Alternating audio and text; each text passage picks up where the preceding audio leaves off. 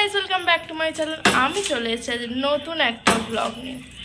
তো চলো, এতক্ষণ ঘুমাচ্ছিলাম, এখন বাজে 12টা। তো আজকের হবে চিংড়ি মাছের মালাইকারি। তো চলো তোমরা দেরি না করে দেখতে থাকো। এই যে মা যথারীতি হচ্ছে এই নারকেল কাটছে, আর এই শ্রাবণ মাসে হচ্ছে সর্ষে চুরি পড়েছে।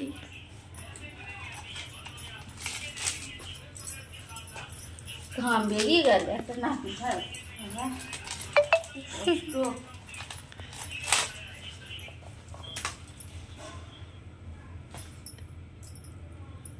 হাত ব্যথা হয়ে গেল।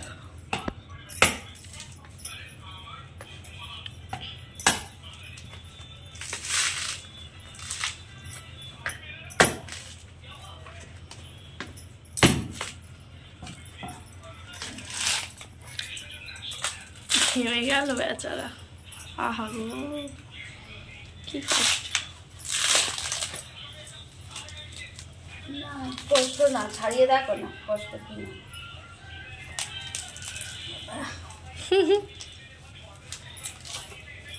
তো আমি ছাড়াতে পেরেছি, কি হলো তো একদম হাসিস। এই তেলের নাম তো শিয়া আছে, তেলের নাম বাইরে দিয়ে ঘুরে এলো, হাত পা ধরে গেল।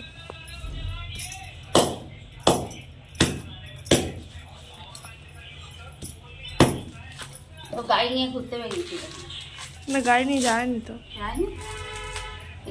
গাড়ি তো ঘরে ছিল।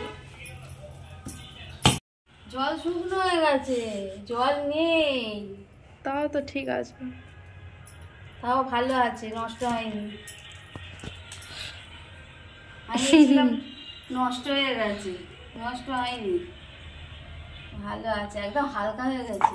জল থাকলে ভারী থাকে, একদম হালকা হয়ে গেছে। দেখি এইটারও তো জল নাই, এটারও কি অবস্থা। 1 বছর নারকেল হয়, সেই বিশ্বকর্মা পুজো নারকেল ওরা সব দিয়ে গেছিল, দোকানের ছেলেগুলো নিয়ে এসেছিল। এটারও জল নেই। আমি এটা ফেলা দিতে যাচ্ছিলাম, আমি এটা জল নড়ছে না, কোনোটাই তো জল নড়ছে না। তাহলে ওইগুলো জল নড়ছে না মানে ভালো আছে না? হ্যাঁ, ফেলে দিয়েছে ওগুলো? না না, ব্যাগে আছে। তো দীপু কাকুকে দিয়ে ছাড়াবো, ছাড়িয়ে নাড়ু নাড়ু করে খেয়ে দেবো। চল উঠি। তারপরে এই যে যথারীতি হচ্ছে চিংড়ি মাছগুলো নুন হলুদ মাখানো ছিল, তারপরে একটু তেল দেওয়া হলো, তেলগুলো গরম করতে হবে তেলটা। তারপরে এখানে মা হচ্ছে একটুখানি ওই যে মশলাগুলো দেবে, যে ফোড়নগুলো দেবে, সেগুলো একটু দেখে নিয়ে নিল, ঠিক আছে। তারপরে এই যে তেলটা গরম হয়ে আছে, এটাই হচ্ছে ওই নুন হলুদ মাখানো চিংড়ি মাছগুলো একটু ছেড়ে দেবে, কারণ ওই চিংড়ি মাছগুলো একটু হালকা হালকা করে ভেজে নেবে হলুদ হলুদ করে। যে কোনো জিনিস, মাছ বলো যাই বলো, একটু ভেজে নিলে তার টেস্টটা ভালো হয়, না হলে একটা কাঁচা কাঁচা আঁশটে আঁশটে গন্ধ থাকে। তাই একটু নুন হলুদ মাখিয়ে ভালো করে এপিট ওপিট করে ভেজে নেবে। তো দেখো দেখো মাছগুলো কি বড় বড় চিংড়ি মাছ, জলের পোকা।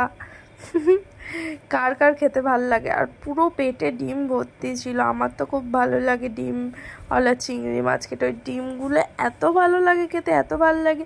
আমার জন্যই আনা হয়, বাবা মায়ের অ্যালার্জি আছে, তো তারা ওই ডিমটা খায় না, ওই ডিমটা আমি খাই, চিংড়ি মাছ খায়। তো যাই হোক, আমার তো খুব ভালো লাগে এগুলো খেতে, বিশেষ করে কাঁংড়া, চিংড়ি মাছ, এগুলো দারুণ লাগে, দারুণ। মানে আমি ভিডিওটা যখন এডিট করছি আমার নিজের জিভে জল চলে আসছে, এতটা দারুণ লাগে। তো এই যে চিংড়ি মাছগুলো হচ্ছে ভালো করে নেড়ে চেড়ে ভালো করে ভেজে নিতে হবে, ঠিক আছে। যখন একটু হলুদ হলুদ হলদে হয়ে যাবে, এই যে ভাজা প্রায় ঠিকঠাক হয়ে গেছে, এবারে তুলে নেবো, ঠিক আছে। তো একটা বাটিতে ভালো করে একটা একটা করে তুলে নেবো চিংড়ি মাছগুলো। তো চিংড়ি মাছের আজকের হবে মালাইকারি, ঠিক আছে। তো তোমরা দেখো, খুব অল্প সময়ে, খুব মানে বেশি কিছু লাগবে না, ঘরোয়া উপায়েই হয়ে যাবে। তো এখানে হচ্ছে ভালো করে ভাজাভুজিগুলো সব চিংড়ি মাছগুলো সব তুলে নেওয়া হলো। তারপরে এই যে এখানে চিংড়ি মাছগুলো তুলে নিয়ে রেখে দেওয়া হলো। তারপরে আর একটু তেল দিয়ে দেওয়া হবে, ওটা তো ভাজা হয়ে গেছে, তেল টেনে নিয়েছে। এবার চিংড়ি মাছটা রান্না করার জন্য যতটুকু তেল লাগে পরিমাণ মতো তেল দেবে, তোমরাও তোমাদের চিংড়ি মাছের পরিমাণ মতো তেল দেবে। তারপরে এখানে একটু কালো জিরে ফোড়ন দিয়ে দিচ্ছে, ঠিক আছে। ফোড়ন তো দিতেই হবে, সেটা তোমরা সবাই জানো, ফোড়ন দেওয়া মাস্ট। তো এখানে হচ্ছে কালো জিরে একটু ফোড়ন দিয়ে দিচ্ছে। তারপরে ফোড়ন দিয়ে দিচ্ছে ওই যে শুকনো লঙ্কা, তেজপাতা, এলাচ, লবঙ্গ, দারুচিনি, এগুলোও ভালো করে হচ্ছে ফোড়নে দিয়ে দিচ্ছে। তারপরে ফোড়নে দেওয়া হয়ে গেলে তারপরে ওটা একটুখানি ভালো করে নেড়ে চেড়ে নিচ্ছে। ও হ্যাঁ, এটা তো বলতে ভুলেই গেছি, ভালো করে ওগুলো নেড়ে চেড়ে নেওয়া হবে। নেওয়া হওয়ার পরে ভালো করে ফোড়নগুলো মানে ঠিকঠাক ফোড়নগুলো ফ্লেভার ভালো আসে, তো ওগুলো ভালো করে এদিক ওদিক করে নেড়ে চেড়ে ভালো করে দেওয়া হবে। তারপরে দিয়ে দেওয়া হবে পেঁয়াজগুলো। আর পেঁয়াজগুলো তো তোমরা সবাই জানো একটু লাল লাল লাল লাল করে ভেজে নিতে হবে। তো পেঁয়াজগুলো যথারীতি দিয়ে দেওয়া হলো ওখানে, দিয়ে আবার একটু নেড়ে চেড়ে ভালো করে ভেজে নিতে হবে। দেখো, নেড়ে চেড়ে কষে নেড়ে চেড়ে ভেজে নিতে হবে। আর আমার গলাটার অবস্থা একটু ঠান্ডা লেগে গেছে, তাই আমার গলাটা এরকম হয়ে আছে। তারপরে ওটা ঢাকা দিয়ে দিতে হবে, ঠিক আছে। আর এই যে চিংড়ি মাছগুলো দেখতে পাচ্ছ, এখানে হচ্ছে নারকেল যেগুলো কাটা হলো সেগুলো হচ্ছে কুড়ে নিতে হবে। কুড়ে নেওয়া ভালো, এখানে এখন সব মানুষরা কুড়ে হয়ে গেছে, তাই ওটা ভালো করে একটু কেটে মিক্সিতে বাস পেস্ট করে নেবে, ঠিক আছে, ভালো করে পেস্ট করে নেবে। আর এইখানে আছে হচ্ছে এটা সর্ষে বাটা আছে, সর্ষে বাটা, এখানে আদা বাটা দিয়ে দিল। পেঁয়াজটা যখন লাল লাল করে ভাজা হয়ে গেল, তো এই আদা বাটাটা দিয়ে দিল। দেওয়ার পরে ওটা ভালো করে কষে নিতে হবে। আদা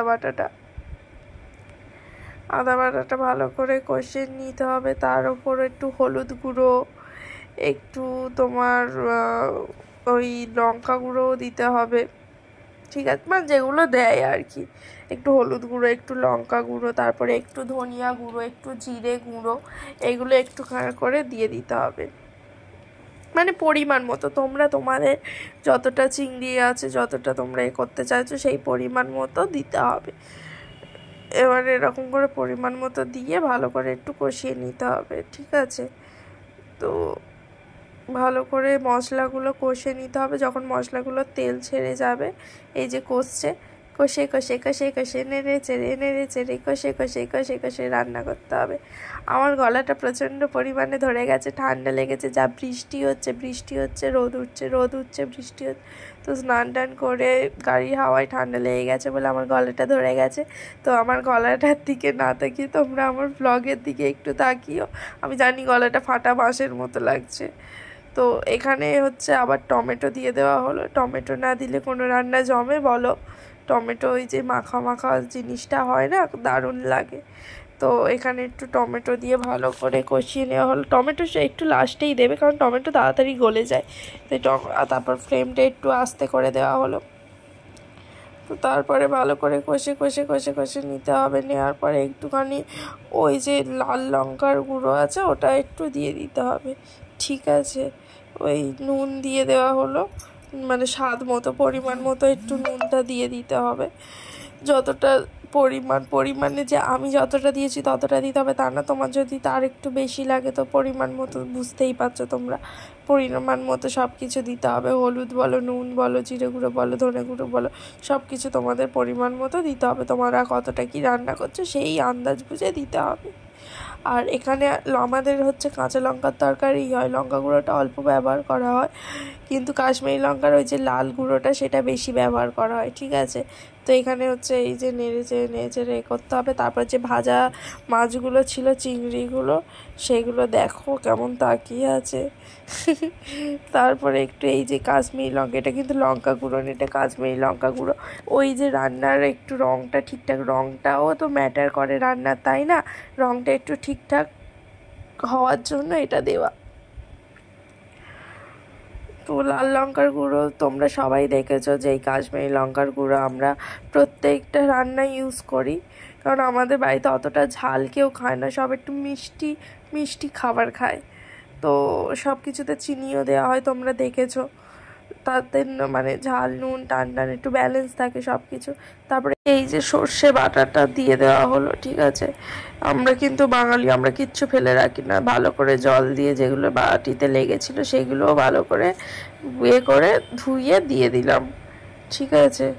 তো এটা ভালো করে দিয়ে ভালো করে একটু কষে কষে কষে কষে নিতে হবে, ভালো করে কষতে হবে, আর একটু জল দিতে হবে, ঠিক আছে, যাতে জিনিসটা ভালো করে কষে যায়। তারপরে এরকম ঢাকা দিয়ে দিলাম, ওটা ওর মতো হোক।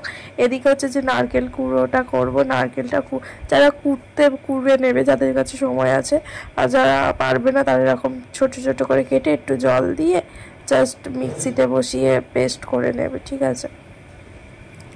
ভালো করে পেস্টটা করে নিতে হবে। এই যে বেরিয়ে যাচ্ছিল, তারপরে একদম মিহি করে এই যে পেস্ট হয়ে গেছে আমাদের। পেস্ট ভালো করে করে নেওয়ার পরে এটা একটু, যেহেতু আমাদের নারকেলে কোনো জল ছিল না, তাই একটুখানি গরম জল করে ভালো করে ওটার কতটা মানে দুধটা বার করে নেওয়া হয়েছে। যাদের মানে নারকেলটা একটু রসালো রসালো হবে তারা একটুখানি ওরকমভাবেই একটু ওই নারকেলের যে রসটা আছে মানে দুধটা আছে সেটা বার করে নিতে হবে। তো এই যে গরম জলকে একটু বসানো হলো, তারপর উপর নারকেল মানে খুব গরম জল, উষ্ণ গরম জল দিলেই হবে। আর এই যে এখানে এই যে ঢাকাটা খোলা হয়েছিল, একটু নেড়ে চেড়ে দেখে নেওয়া হচ্ছিল। তারপরে ওই উষ্ণ গরম জলে এই যে নারকেল কুড়াগুলো দিয়ে দেওয়া হবে, ঠিক আছে। ওই যে একটু যে হাত ছোঁয়া যে গরম জল হয় সেই গরম জল হলেই হবে, বেশি মানে একদম ফুটন্ত গরম জল না দিলেও হবে। এই যে এইটা দেওয়া হলো, দিয়ে ভালো করে এটা দুধটা ভালো করে ছাঁকনির সাহায্যে এটা ভালো করে চটকে নিতে হবে, নিয়ে দুধটা ভালো করে ছাঁকনির সাহায্যে বার করে নিতে হবে। ওটাই আমরা অ্যাপ্লাই করব, ঠিক আছে। এই মা ভালো করে ওটা ছেড়ে নিল, এই বন্ধ করে দিল। তারপরে ভালো করে, আমরা বাঙালি, আমরা কিচ্ছু ফেলে রাখি না, ঠিক আছে।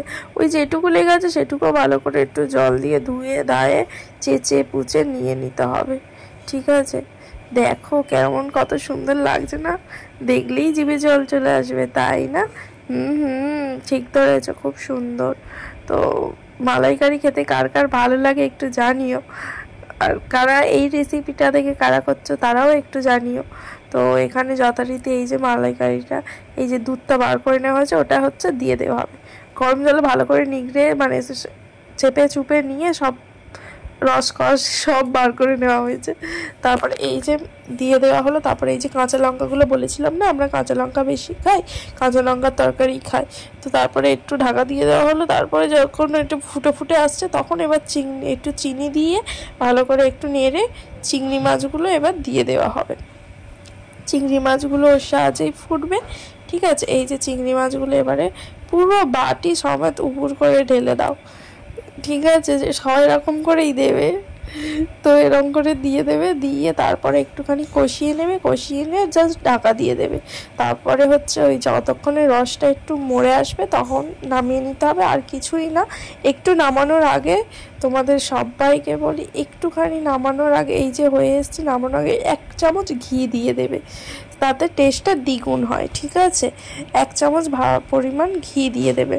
তো ভালো লাগলে লাইক কমেন্ট সাবস্ক্রাইব করতে কেউ ভুলো না।